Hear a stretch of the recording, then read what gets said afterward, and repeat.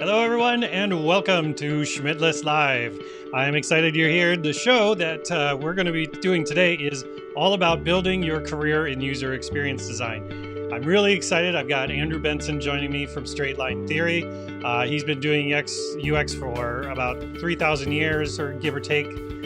He's going to share with us the things that he's learned over the course of his career. Plus, he's actually taken the time to interview some of his staff and find out what they wish they would have known earlier on in their UX career. So we're going to be talking about that today. And I'm excited for you to join me. Before we get started, I have to do my quick little plug to talk about that we are hiring at Foundry. So if you want to check out foundrymakes.com/careers, check it out. And, we're joining our innovative team. We're always looking for super talented people. So with that being said, I want to introduce my friend and, partner in crime here today, Andrew Benson. How are you, Andrew? Hey, good. How you doing, Kurt? Good to be Oh, with you. good to be with you. So tell me about Straight Line Theory and what your role is there. What do you folks do over that straight line place? Yes, we are a user experience design and research studio based in Minneapolis. Our goal is to help companies make their websites and applications easier to use. And our quick history is that John Dusek and I started the company back in 2002. We were at the time working at a digital agency, kind of full service, focused on everything. And Yep. we saw an opportunity to create a place just focused on UX. So that's what we did. So UX is all we do. We don't do any, branding or development or anything else. We're just focused on solving UX problems through research and design. That's awesome. Well, again, thank you for joining me today, Andrew. I get so many people that are either coming out of school and asking questions about how do I build my career in user experience design, but I also talk to a lot of experienced professionals that are looking, where do I go next, right? I know some people talk about, well, I'll move into CX because that's different. And I just did a show yesterday with Dave Mathias on the kind of difference between UX and CX, which I thought was really interesting on why there should be a difference. But we can get into that later. What I want to start with, though, Andrew, is this advice for these people coming out of school. They're graduating. They're looking for that first job, right? And the tough thing is that most of these places are saying you've got to have experience. So they don't apply, or they do apply and they're like, well, you don't have enough experience, or this, that, and the other thing, right? So, give me your take, Andrew, on what would be your advice for these people coming out of school right now? What should they be focused on? Yeah. Well, so knowing that we were going to be talking about this, as you alluded to earlier, I pulled my team here at Straight Line Theory and just asked them this kind of one question, which I think would have been helpful to know, I think, for me and for many others getting into the UX field, which is, Yeah. what is the one thing you wish you'd known sooner when it came to finding a UX job? And I Right. got some great answers Awesome. that I will sprinkle in here. So let me just start there, because there's one that I think kind of sets the stage for a lot of the skills that we value. And this is advice from Emma Edward, who's a UX researcher here at SLT. Emma says that basic skills like writing and public speaking are more valuable than UX specific skills like knowing how to use Sketch or InVision. It's easier and faster to learn programs than it is to improve your writing or become a good presenter. So it's kind of interesting, isn't it? I mean, especially for somebody just coming out of a Yeah. UX program where you've been really focused on UX methodologies, and which is excellent. Yep. To kind of take a step back and go, okay, wait a second. Actually, don't forget about some of the basics. Do you find that to be the case too at Foundry? Yeah, and it's not even just in these roles. I think just in digital alone, having these skills, either whether you're a project manager, developer, in multitude of roles, you find that these skills that people call soft skills, which sometimes are the hardest skills to learn, so I don't know why they call them soft skills, but they those skills in being able, like you said, are like presenting, being a good writer. These things that you don't necessarily take into account as much because you're so focused on the method and the Yeah. theory and the modeling and all those different things that you kind of forget about those things. So yeah, it's not even just in UX. I see it across the board. Yeah, it's true. And just to kind of dig into this a little bit more, we put together a list of 6 things that we value in UX prospects. But to your point, I think this goes broader than just UX, and a lot Mm-hmm. of it has to do. I mean, it's going to be a lot less about UX methodology and a lot Yep. more about some of the sort of soft skills. So, Yep. should we jump in? All right, cool. Yes. So number one is soft skills, what you just said. But just to kind of expand on that a little bit, we value folks who are on time, come prepared, are trustworthy, responsible, and have a can-do attitude. And those things might sound a little bit kind of cliche, but they're actually really critical. And we've all worked with people who are at sort of various ends of the spectrum with Mm-hmm. when it comes to soft skills, right? And those things do matter. And it's something that is really easy to assess when you're talking to a UX prospect. If it's like, oh, they showed up 15 minutes late for the meeting. Okay, I'm going to Sure. note that, right? And so it's something that, is important, but not talked about a lot. Yeah, and one of the things that I always coach people on at Foundry is show a sense of urgency, right? The some of the work that we're doing is billed by the hour, some is billed in a fixed sort of proposal. So always trying to treat your time as if it's worth a lot of money because it is. So showing a sense of urgency to your point, right? Um, being early to meetings, showing up early on the conference calls, presenting, taking time to practice your presentation ahead of time, things like that. That I think a lot of people kind of take for granted, and I think those are very important pieces to Yeah. being successful in your career. I love the way you put that too, just building a sense of urgency, because that's something that, it kind of encapsulates all those things where it's like you're hungry to do a good job basically. And that's something that's really important. Should we move on to number two? All right. The number two is that you are a learner. In other words, you're curious and you get energy from learning new things. This is something that we sort of took from the Gallup Strength Finder. We've talked a little bit about this in the past, Kurt, but the learner strength is one where you, like I said, get energy from learning new things. Mm-hmm. We did this Gallup Strength Finder thing as a team where, if you're not familiar with it, you basically fill out this sort of interview questionnaire, Yeah, your and personality test. yeah, sort of, right. And it kicks back your top strengths. And what's cool about it is that it turns out that everybody has different strengths. Mm-hmm. It doesn't really talk about weaknesses, which is kind of nice. And we found that even though we had a lot of variety at Straight Line Theory, one thing that sort of unified us all is we all had this learner strength, meaning we kind of got, Mm-hmm. excited about learning new things. And when you think about it, for UX in particular, it's all about getting up to speed quickly on things. And, whether it's beauty and cosmetics or heavy industry or healthcare, you have to really immerse yourself in something that you might not be very familiar with. And if that doesn't excite you, it can be very challenging. Yeah. Now, not saying that, yeah, it can be stressful when you're like hearing terms that you don't know and that kind of thing. But just to have a good mental game to be able to kind of get through that process and go, okay, yeah, this is all part of the job. It's all okay. And in the end, you're kind of excited by the idea of learning new things. Yeah, I think that's great. And again, doing those things as a community. One of my previous jobs, we all did Strings Finder too, and that was really cool because you could share it with other folks and kind of see what people's thoughts were. And I think that's great. At Foundry, we have a mandatory one where we use a BuzzFeed one on which Sex and the City character are you? And turns out almost everybody at Foundry is a Miranda. Oh, Um, I yeah. think we Okay. found out that it's rigged, so I think everybody comes out as a Miranda no matter what you ask. But it's definitely, it's definitely been a fun pastime for us. But in all seriousness, yeah, I think definitely having something like that can be sort of a foundational conversation piece, right?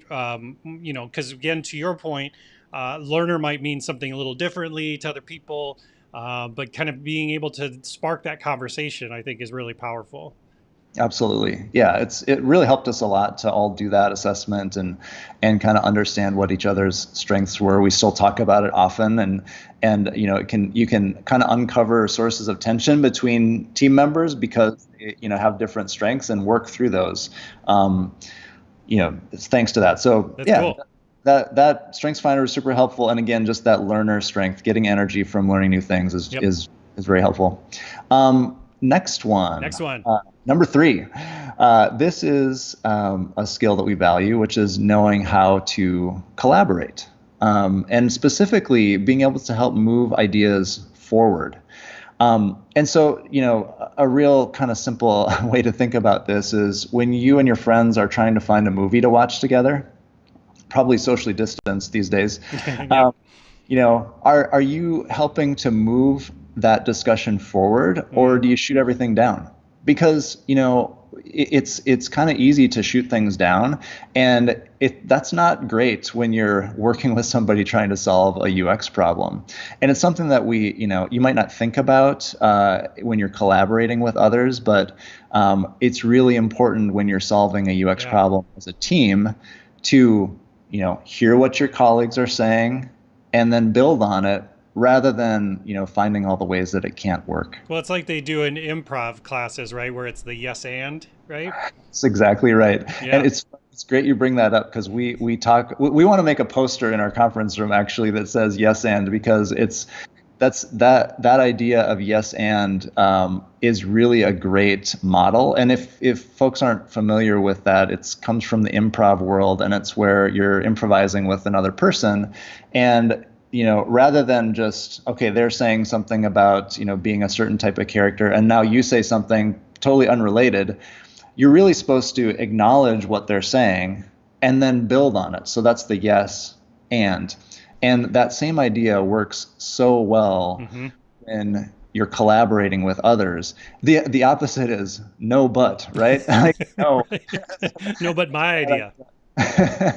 Exactly. And of course we all do that sometimes, but it's something that it can be really fun when you're collaborating with a group.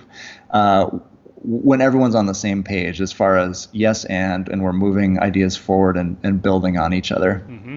I love it. So that's something that we try to assess. When we're talking with a UX prospect, is like, is this a yes ander or a no but person? And Yeah. we'll try to understand that, and it's something that's important. Well, and not to say that you don't want people who won't challenge things, right? You definitely want people that are going to fight for the Yeah.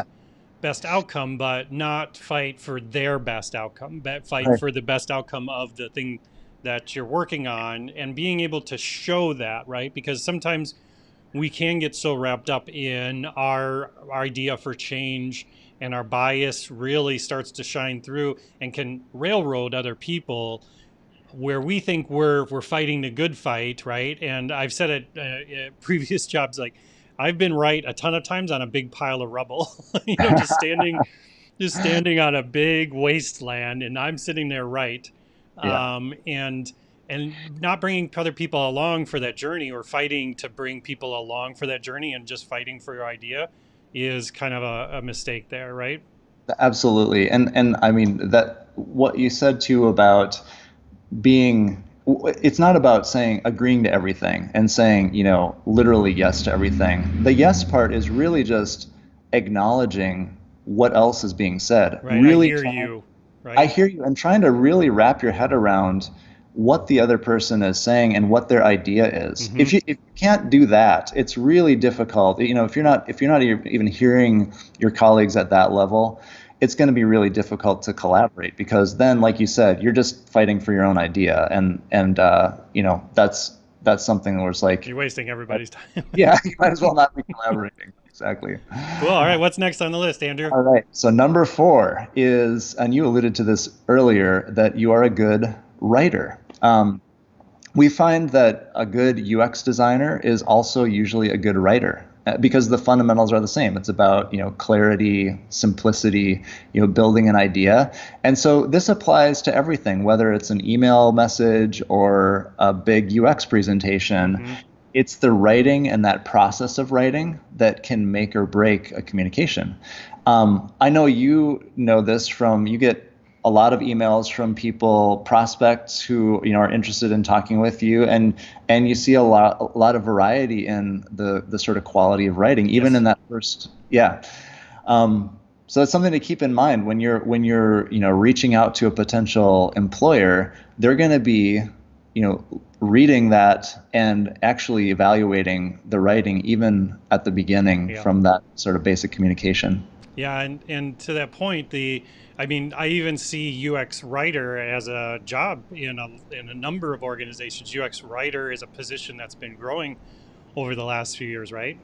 Absolutely. And that's something that, you know, if you're a good writer, there are a lot of opportunities for you. Even let's say you're a strong writer and not a great visual designer, there is absolutely a role for you in UX. And that is, like you said, as a UX writer. And that is, you know, crafting the headlines, the micro copy, taking a wall of text and boiling it down into something that's really easy to scan because people don't read walls of text on the web. Well, but All also those, that fits into the overall architecture, the overall, you yes. understand the entire theme of the architecture that's being built for the site, and you know that, all headlines have to be within this amount of characters, and it helps you, you're designing, you're like a copywriter, but a designer, but a copywriter, right? Oh, absolutely. Yeah, and you know how to follow a system, you know, for the copy so that it all is, like you said, consistent and using the same. I mean, often the wireframes that we're doing are not the final copy. You know, there will be a copywriter down the road, but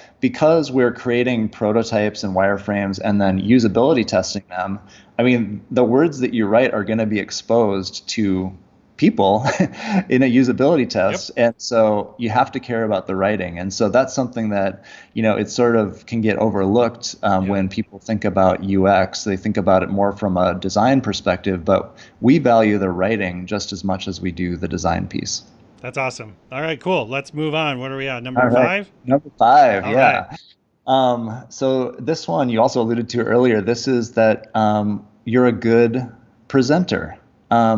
And this one, you know, I wanna just say that when you're first getting started, this is absolutely a skill that you build over time. It's not something that you need to feel I have to come out of the gate and be an awesome presenter. Yeah. But there are a couple of building blocks that can kind of help. So you know, the main thing is to pay attention to your audience and present your ideas in a clear and compelling way, and then explain why you made the choices you made. And when I polled folks at Straight Line Theory, you know, for advice, there were a couple of responses related to this. So I'll just read those here. So this is advice from Johnny Bennett, who is a UX designer here at SLT. He says, be able to speak to your work. In job interviews and presentations, showing your work will only get you so far. Be able to back up your decisions and explain why you made those choices.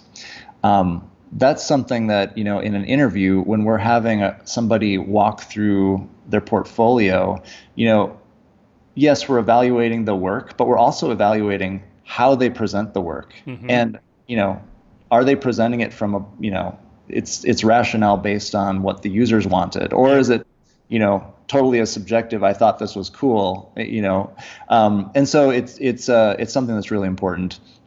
And this is kind of similar. This is advice from Emma Edward, UX researcher here. She says, and she's talking about looking at portfolios. She says the heart of UX is making things easy to use and understand. I'm far more impressed by a case study that uses plain language than one that uses all the UX buzzwords. If you can translate what you did into everyday language, that tells me you really understand what you did, why you did it, and what you learned. It's Um, pretty smart. so yeah, it is smart, and it's something that, again, there can be, especially when you're getting started and you're trying to learn the lingo, and there are all these sort of UX buzzwords, like Emma says, you might feel compelled to throw those in, Yeah. talk about quant and qual and whatever, and from our perspective, we would much rather have you just use human language and talk in a way that like Emma says, boils what you did down into everyday Yeah. language, Yep. because that really shows you truly understand and can make it sort of easier to consume. Yeah, it makes sense. I mean, because one of the things that I've seen with user experience folks is because a lot of times the people they're presenting this to are not other UX people. So when they're doing that, they need to be able to explain the context behind their decisions. They need to be able to explain the why, and they need to be good storytellers. And I think that that's back to you said about the writing, about the presentation. Being a good storyteller is a big part, I think, of being a successful user experience designer, because the things that you're doing are about a new journey that this digital product, website, or whatever is going to go on, where it's going to end up.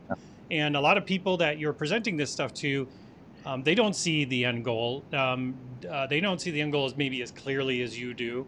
But how can you paint that picture? How can you do that? And it isn't just through more annotations, right? And it isn't just through more detailed wireframes, right?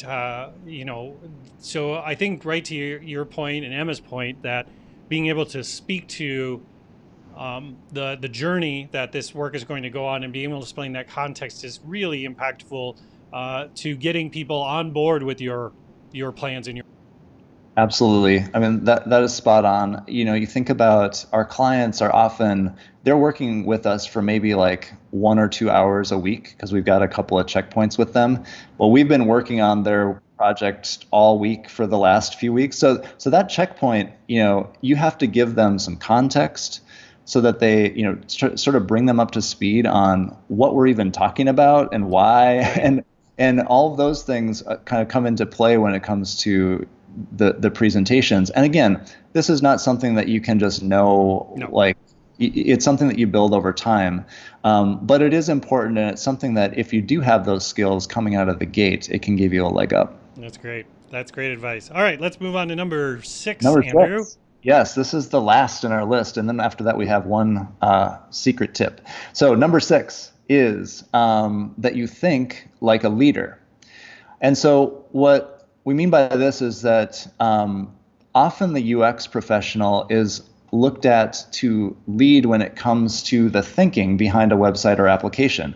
As you know, UX kind of happens at the very beginning of the process, and you're working directly with the client stakeholders, the end users, and you're pulling all this together, and you really are looked at as a leader within the team to kind of guide some of the thinking. And so that thinking like a leader is critical in UX, even when you're getting started, Yeah. because and this is something again that it's like you may not be able to come out of the gate and do this, but just being aware is really important. And so to this point, I've got one more piece of advice from my team. This is from Macaulay Steenson. She is a UX researcher at SLT. And she says, have an understanding of a company's higher level goals, what their product roadmap is, what their research values are, what areas of the company they're investing in. She says, I think entry level folks don't think they should ask or think about the company's strategic goals, but those are what drive your day to day.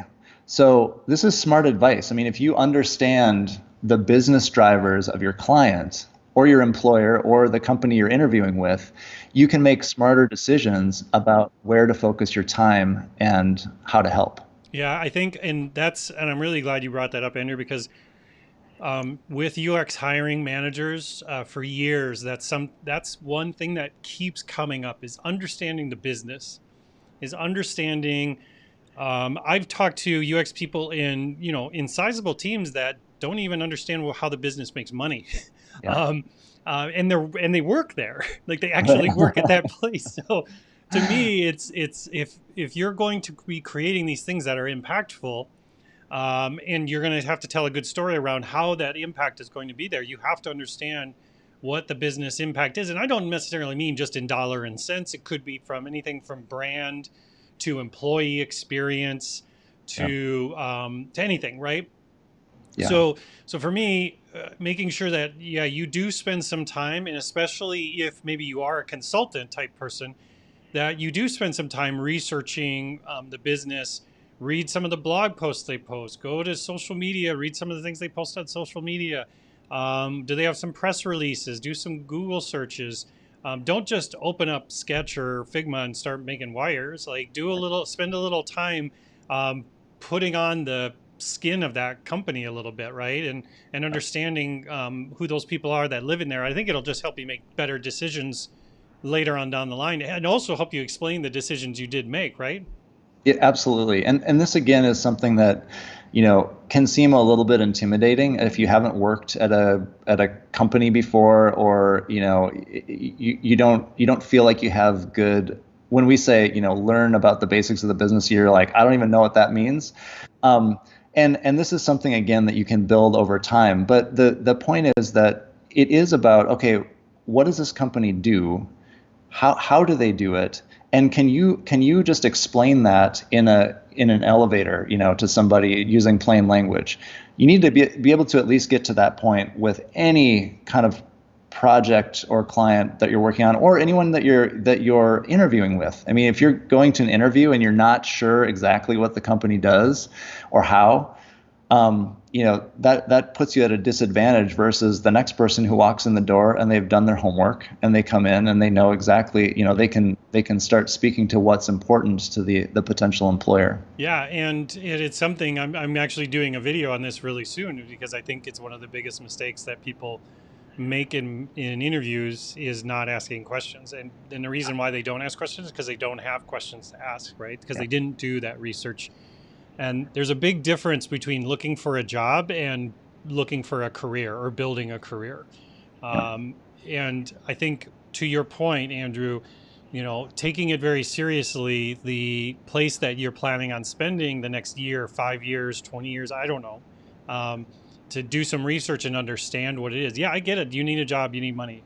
Yeah, everybody does. So, but if you do care about kind of where your trajectory is going, spend that time up front so you know what you're getting into and you know what your expectations are. It can help you plan a lot further ahead. And back to something you said earlier too, I wanted to comment on, which is, don't act like your job title. You just mentioned be a leader, right? And some people are like, well, my title is UX designer, and it's like, I don't give a crap. Like, it, don't be your title. Don't just limit yourself to your title. The people who limit themselves to their title are the people that want to stay in that job, in that title forever. That's been my experience. And if you want to expand, you want to grow, you want that promotion, you want that next job, or you want that bigger role in the next project, you're going to have to step up as a leader and find ways to grow as a leader. And I'm sure, Andrew, you've seen that over time as well, right? Absolutely. I mean, to your point, like my job title is UX designer, and it's something that we encourage everyone on our team to think like a leader. In fact, we have done kind of brown bag sessions on UX leadership, and just talking about different topics, what leadership is, what it means, because you're absolutely right. Anyone can be a leader and think like a leader no matter where they are in an organization. And in fact, if you do, you're going to become more and more valued Mm-hmm. within where you work. Yep. So, Andrew, I want to thank you for your time today. Um, if you have from you, Andrew, like some personal advice, let's say maybe I'm somebody who has been in UX for a while, and these tips are great. Thank you very much. But I'm also looking to expand to the next level. I'm looking to really grow in my UX leadership capabilities, maybe take on that UX director role, or something like yourself. Like maybe I want to start my own firm or something at some point. What's some advice that you would give to somebody that was looking really to take maybe the next step in their career versus Yeah. just getting a job out of school right now? Absolutely. Well, this kind of gets into this sort of best kept secret when it comes to not just UX, but I really think that this could be applied more broadly, which is that being prepared, if something is important, to take the time to prepare is kind of the secret to everything. And especially for somebody who is, has been doing UX for a little while, but feels like they want to take that next step Yep. into running a UX department. Like what makes somebody be able to do that versus, being a staff UX designer? And a lot of it boils down to their commitment to preparing for things. And so I want to talk a little bit more about this and sort of why it matters and why it's a little bit of a secret that people don't sort of recognize, which is when you see a great speaker or presenter or leader or even a great written piece, you don't see how much work and preparation went into it. You just Right. see the kind of end product, right? Right. Well, it's the same with like famous people on social media, influencers, musicians, right? Well, exactly, and I mean, here's my kind of outdated example to your point, which is when you look at like a late night talk show host, which do people watch late night? I don't even know if they do anymore, but but I'm thinking about like Jimmy Fallon, Yeah, sure. Yeah. doing an impromptu song with a guest or like a lip sync battle or something, and it all feels super improvised and off the cuff and entertaining. What you don't see is the reality that they spend hours and hours rehearsing that. They're preparing their dance moves. They're figuring out in advance when to look at the camera and when to, buzz up through the crowd. They are totally preparing to the max. But when you watch, you just don't think about it. You just see some, talented people, Yeah. performing something They just entertaining. seem to be doing it off the cuff, right? Yeah, and so that's the secret to business too, and frankly to leadership. When you're presenting a UX prototype, what have you done to prepare for that? And at SLT, we talk about this all the time. When we have a meeting or presentation, we prepare together. So what does that look like? We start by finding out everything we can about the audience. Who's going to be in the meeting? What do they care about? Have they been along the ride for this whole project, or are they just coming in fresh? Who are they? We work with the team to decide who is saying what roles does everyone have. If we're presenting at UX, we'll often write down our rationale for every screen so that we are prepared to back up, everything that we've done, every decision that we've made, ideally through the lens of the end users and research that we had done to sort of drive the decision. And then we rehearse either Hmm. by ourselves or as a team. And if you're not doing this, if you're not rehearsing, try it, because it can feel a little bit awkward at first, but Yeah. it's like, wait, I'm not in a play, I'm not an actor. What's the deal here? But it's actually very helpful, and once you get into the practice of it, it can really increase the polish of your work and your presentations. And Yeah. so, that sort of preparedness is critical. You can apply that to a job interview too, of course. You can. Yeah, and if your company culture doesn't support that, or you feel like it doesn't support that, don't wait for permission to do that preparedness, right? Because it takes people along with you for the ride. Ask people to join you and present to them, and I don't care what their role is. It could be the person who's working reception that day, or the security guard that's guarding the parking lot. I don't know. Like, bring somebody along with you, have an audience, and I think that's important because it adds that extra layer of accountability, and some other things to it as well. But that's some advice I would add on to what you're saying, Andrew. Is like, don't wait for permission to be that prepared person. Don't wait for somebody, your leader, to follow their cues on whether or not they prepare or not, right? I love that. I mean, it's so true that some places just culturally it's not something we do. This time where we're all working remotely is a great opportunity to embrace more preparedness and rehearsal because you're sitting at home, right? So you don't have the awkwardness of, okay, I'm going to go to the conference room and Yep. I'm going to be talking to myself for a while. You can just in between Zoom meetings or whatever, take the time to rehearse.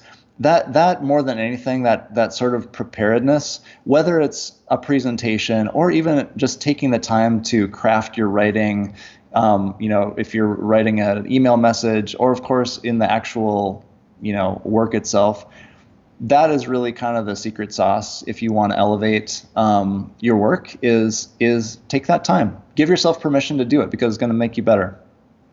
That's awesome, Andrew. Well, Andrew, I want to thank you for joining me today. Again, I can't, you and I, we could talk for days. Um, if I want to know more about straight line theory and the work that you do there, where's a good place to go? Where should I find out more? Yeah, come on to our website. It's www.straightlinetheory.com. It's a one-page website, hopefully easy to use, and you can find our contact information and a little bit more about what we do there. Great. Well, thanks again, Andrew. I really appreciate it. Yeah, likewise. Thank you, Kurt. We'll see you soon. Yeah, we'll see you soon. Okay, folks, before we close out here, Andrew was awesome. Obviously, I learned a lot. I hope you did too as well. And so if you got a chance, hit the like button down there and make sure you subscribe if you haven't. Also, a reminder, we are hiring at Foundry. So check out foundrymakes.com/careers.